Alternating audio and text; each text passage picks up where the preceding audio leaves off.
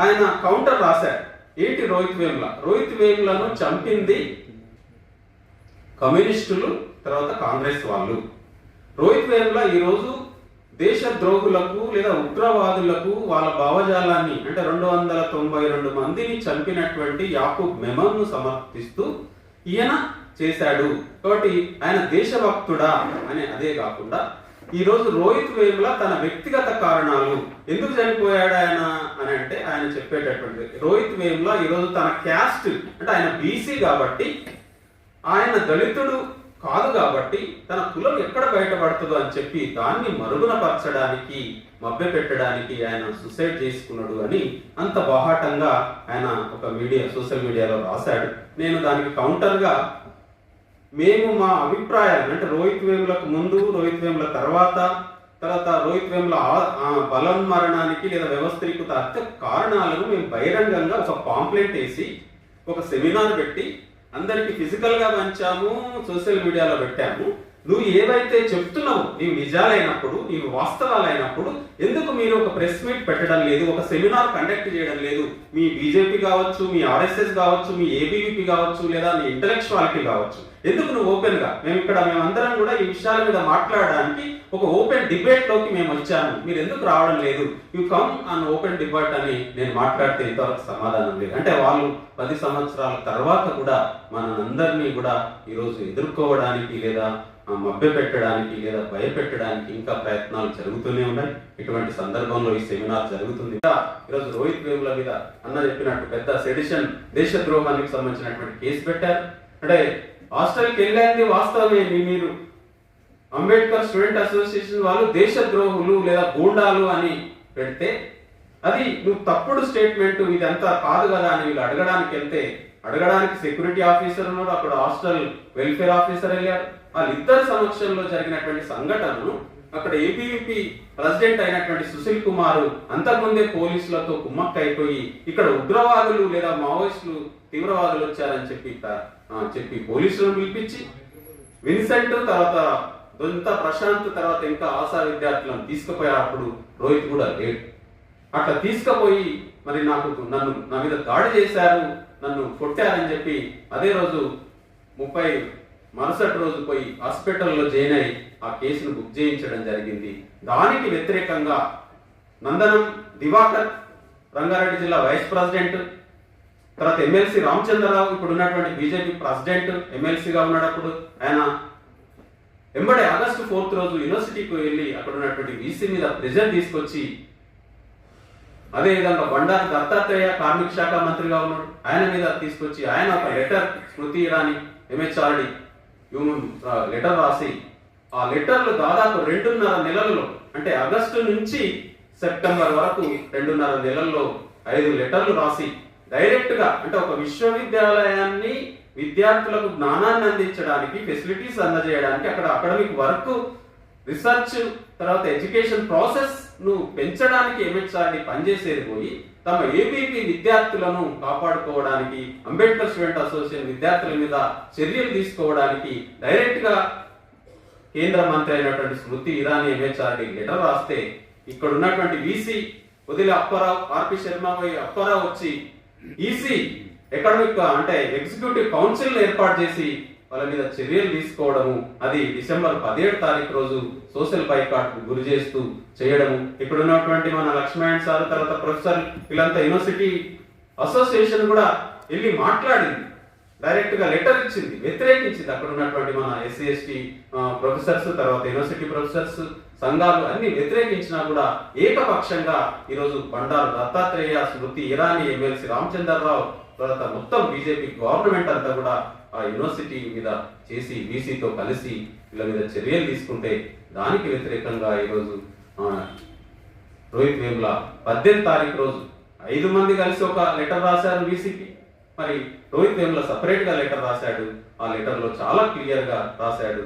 ఇదంతా మొత్తం జనవరి 4 నిరాహార దీక్ష ఇన్ని ప్రాసెస్ జరిగినా కూడా మరి ఆ రోజు బీజేపీ ప్రభుత్వం అంబేద్కర్ స్టూడెంట్ అసోసియేషన్ కు తర్వాత ఏబీవీకి మధ్య సంఘర్షణగా చిత్రించి అంబేద్కర్ వాదానికి మనువాదానికి జరిగినటువంటి సంఘర్షణగా మారి ఈరోజు మనువాద భావజాలానికి అంబేద్కర్ ప్రత్యామ్నాయ భావజాలానికి జరిగినటువంటి ఘర్షణలో ఈరోజు రోహిత్ వేముల మరణించాడు, అమరుడయ్యాడు. మరి ఈరోజు అందుకు ఈరోజు మళ్ళీ అదే బీజేపీ, అదే ఏబీవీపీ, అదే ఆర్ఎస్ఎస్ ఈరోజు రోహిత్ వేముల తన ఇంట్లో కష్టాలు ఉన్నాయి, తన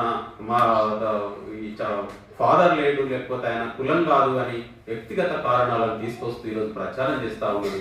ఇటువంటి సందర్భంలో మరియు పెద్ద ఎత్తున ఒక నీటి బుడగలాగా వచ్చినటువంటి విద్యార్థి ఉద్యమము, మనకు తీస్తా సెతల్వాద్ అని గుజరాత్ లో ప్రముఖ లాయర్, ఆమె సెంట్రల్ యూనివర్సిటీ హైదరాబాద్ కేంద్రీయ విశ్వవిద్యాలయాన్ని కుల నిర్మూలన పోరాటానికి fulcrum of the ఎనిలేషన్ of caste movement అని ప్రకటించింది.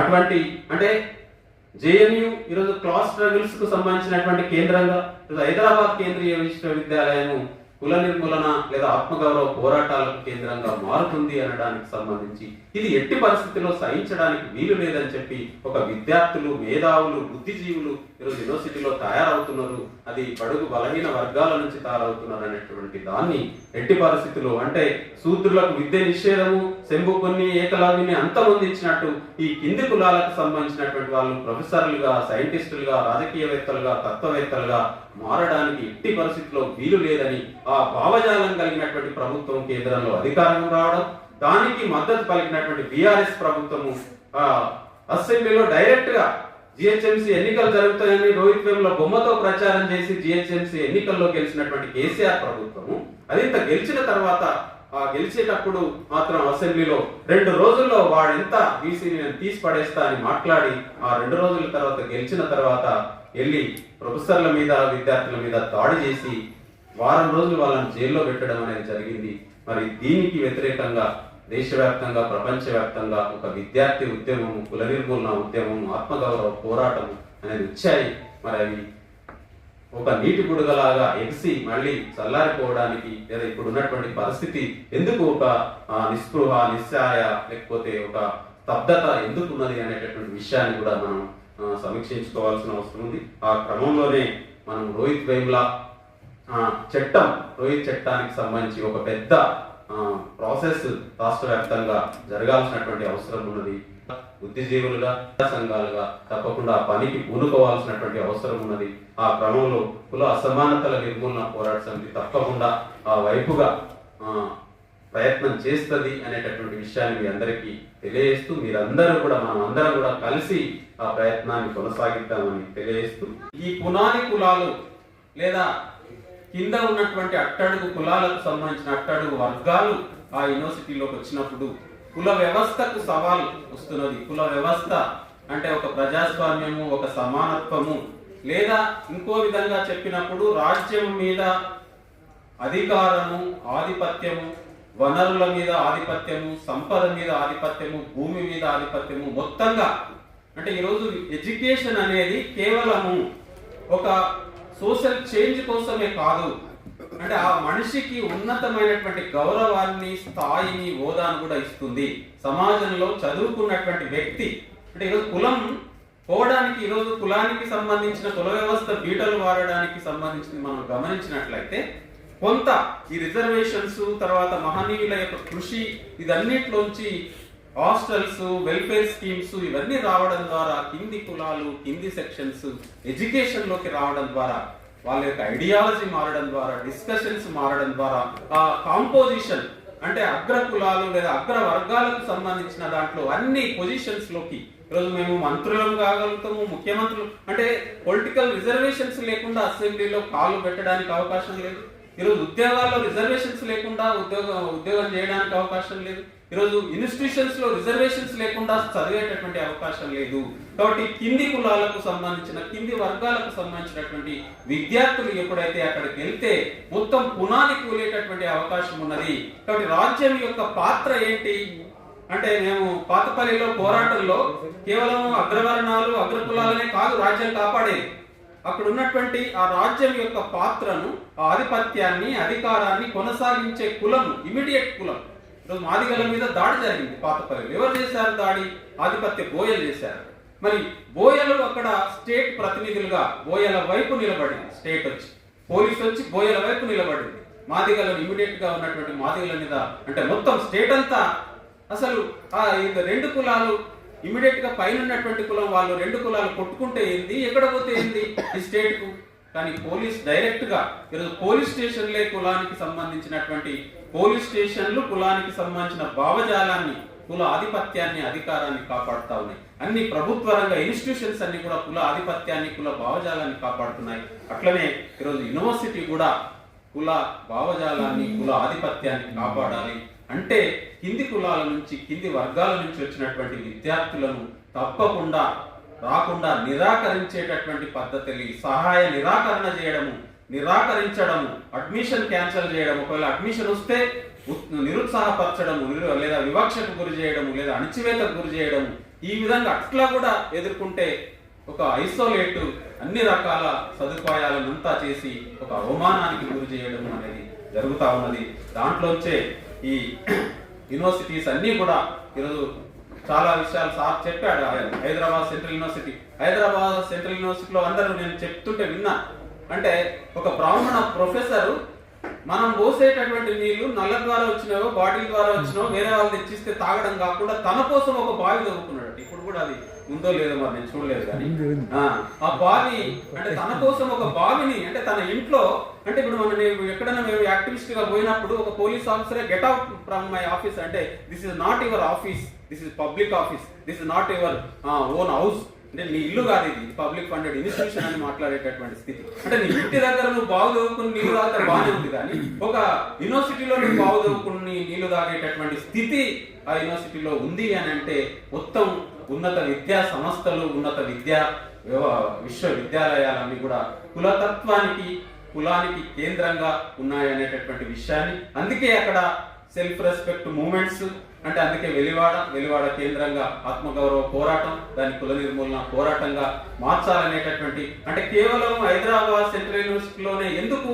ఈ రోహిత్ వేముల లేదా రోహిత్ వేముల ముందు, రోహిత్ వేముల తర్వాత మన సార్ చెప్తాడు ఎందుకు జరిగింది అని మనం ఆలోచించినప్పుడు, మరి అక్కడ ఈ కులాలకు సంబంధించినటువంటి వాళ్ళు ఏదో నీ కానోక్త వాంఛన్ అని అంటే తల వంచితే తరతరాలు బతకొచ్చు, కానీ తల ఎత్తితేనే ప్రాబ్లం. అంటే మన అనేవాళ్ళు మేము చిన్నప్పటి నుంచి బతుకుతున్నామయ్యా, అన్నదమ్ములుగా ఊర్లో, గ్రామంలో అక్క, చెల్లి, నాయన, చిన్నాయన అని అందరూ వరుసలు కలుపుకుని అందరూ బతుకుతుంటుమి అని. మరి ఎందుకు ప్రాబ్లం వచ్చింది అంటే తల వంచి బానిసగా నీవు ఎక్కువ నేను తక్కువ అని నేను అంగీకరించి నువ్వు ఎక్కడేస్తే అక్కడ తినడం, ఎక్కడ పోస్తే అక్కడ తాగడం, లేకపోతే ఏడ ఉండమంటే ఆడ ఉండడం, ఇక్కడ చెప్పులు ఇడవమంటే అక్కడ, నడవద్దంటే నడవద్దు, కూర్చోవద్దంటే కూర్చోవద్దు, లేవద్దంటే లేవద్దు, చదవద్దంటే చదవద్దు. ఇన్నన్ని రోజులు మనం ఇద్దరం అన్నదమ్ములమే, అక్క చెల్లెళ్ళమే, లేకపోతే తండ్రి కొడుకులమే. ఎప్పుడైతే నీ ఆధిపత్యం చెల్లదు, నీ అగ్రకుల అహంకారానికి ఇక నడవదు అని మనం ఎదురు తిరిగితే, తల ఎత్తితే తల తెగుతుంది అనేటటువంటి ఒక బ్రాహ్మణీయ భావజాలం అది అన్ని చోట్ల. అంటే రోహిత్ యొక్క మూమెంట్ లో ఒక గొప్ప విషయం ఏంటంటే ఒక అత్యున్నతమైనటువంటి విశ్వవిద్యాలయంలో కూడా, అంటే మొట్టమొదటిసారిగా మన సారు చెప్పాడు, కారంచేడు అంటే ఈ దేశంలో రాజకీయాలను కారంచేడు ముందు, కారంచేడు తర్వాత అంట.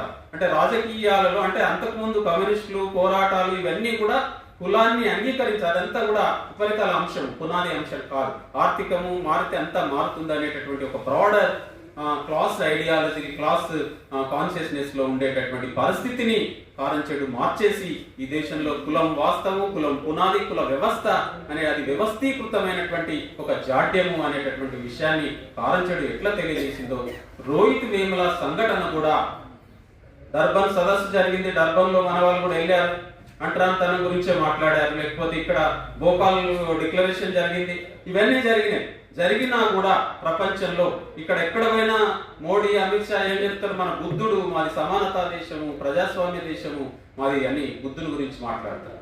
కానీ ఈ దేశంలో కులం ఉంది అనేటటువంటి విషయాన్ని, కుల వ్యవస్థ, మనోవాదం అనే విషయాన్ని, అంటరాంతనం అనే విషయాన్ని ఎక్కడా ప్రస్తావించదు. కానీ రోహిత్ వేముల సంఘటన తర్వాత ప్రపంచవ్యాప్తంగా కూడా అన్ని వ్యవస్థలలో అది వ్యవస్థీకృతమైనటువంటి ఒక కుల వ్యవస్థ, అంటరానితనము, అవమానము, వివక్ష ఉన్నది అని మొట్టమొదటిసారి రోహిత్ అమరత్వం ద్వారా మాత్రమే ప్రపంచానికి చాటి చెప్పబడింది.